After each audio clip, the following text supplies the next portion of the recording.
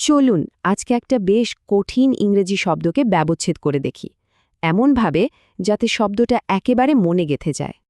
আচ্ছা, প্রতিযোগিতামূলক পরীক্ষার জন্য প্রস্তুতি নিতে গিয়ে কি এমন হয় যে কিছুতেই কিছু কঠিন শব্দ মনে রাখা যাচ্ছে না, প্রায় অসম্ভব মনে হয়, তাই না?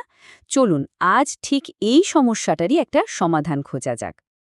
তো আর দেরি না করে চলন শুরু করা যাক। আজকে আমাদের আলোচনার কেন্দ্রে যে শব্দটি থাকছে সেটি হলো অ্যাবেন্স। প্রথমেই এর মানেটা একটু বুঝে নেওয়া যাক। অ্যাবায়েন্স মানে হলো কোনো কিছু সাময়িকভাবে স্থগিত বা নিষ্ক্রিয় অবস্থায় আছে। ধরুন একটা নতুন রাস্তা বানানোর প্ল্যান হলো, কিন্তু হঠাৎ টাকার অভাবে কাজটা আপাতত বন্ধ রাখতে হলো। এই যে অবস্থাটা, এটাই হলো অ্যাবায়েন্স। মানে প্ল্যানটা কিন্তু বাতিল হয়ে যায়নি, জাস্ট একটা টেম্পোরারি ব্রেকে আছে। সাধারণত খুব ফর্মাল জায়গায় এই শব্দটা ব্যবহার হয়। বিশেষ করে ধরুন সরকারি কোনো প্ল্যান, আইন বা বড় কোনো প্রজেক্ট যখন সাময়িকভাবে থামিয়ে রাখা হয়, তখনই দেখবেন এই শব্দটা ব্যবহার হচ্ছে। এবার একটা মজার ব্যাপার দেখি, চলুন। শব্দটা আসলে কোথা থেকে এলো, এর উৎসটা জানলে কিন্তু এর মানেটা বুঝতে আরও সুবিধা হবে। দেখুন, শব্দটাকে যদি আমরা ভাঙি তাহলে দুটো অংশ পাই। একটা হলো এ, যার মানে ছাড়া বা না, আর আরেকটা অংশ হলো একটা পুরনো ফরাসি শব্দ বাইয়ের, যার মানে হলো মুখ হা করে খোলা রাখা বা অপেক্ষা করা।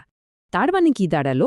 এর আসল আইডিয়াটা হলো কোনো কিছু যেন খোলা অবস্থায় ঝুলে আছে। মানে এটা সামনেও এগোচ্ছে না, আবার পুরোপুরি বন্ধও হয়ে যায়নি, জাস্ট মাঝপথে আটকে আছে। আচ্ছা, থিওরি তো অনেক হলো। চলুন এবার দেখি বাস্তবে এই শব্দটা কিভাবে ব্যবহার করা হয়।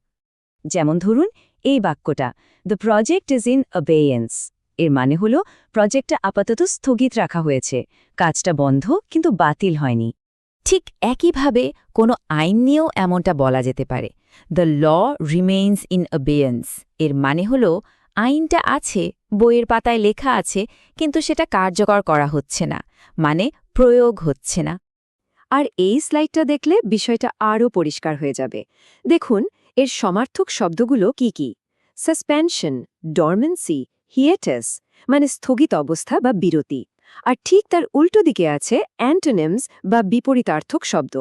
ইমপ্লিমেন্টেশন, অ্যাক্টিভেশন, এনফোর্সমেন্ট মানে কোনো কিছু চালু করা বা প্রয়োগ করা।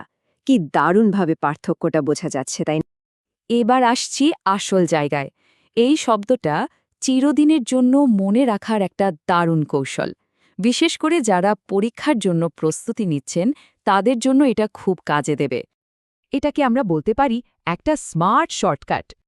গোপন কৌশলটা লুকিয়ে আছে এর উপসর্গ বা প্রিফিক্স অ্যাবের মধ্যে। যখনই কোনো শব্দে অ্যাব দেখবেন, তখন মাথায় একটা চেইন রিয়াকশন শুরু করে দিন। অ্যাব মানে দূরে সরে যাওয়া, দূরে সরে যাওয়া মানে কোনো কিছু কমে যাওয়া, কমে যাওয়া মানে স্বাভাবিক পথ থেকে বিচ্যুতি, আর বিচ্যুতি মানেই হলো একটা বিরতি বা পজ। দেখলেন তো কত সহজ? আসলে শব্দকে এভাবে তার মূলে ভেঙে ভেঙে শেখার পদ্ধতিটা কিন্তু দারুণ কার্যকর। বিশেষ করে মাল্টিপল চয়েস প্রশ্নের উত্তর দেওয়ার সময় এটা আত্মবিশ্বাস অনেক বাড়িয়ে দেয়। তাহলে দেখুন, অ্যাবেইন্সের মতো একটা কঠিন শব্দ কিন্তু আর কঠিন রইল না।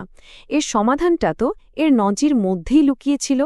তো এরপর কোন শব্দটিকে নিয়ে এমন ব্যবচ্ছেদ করা যায় বলুন তো?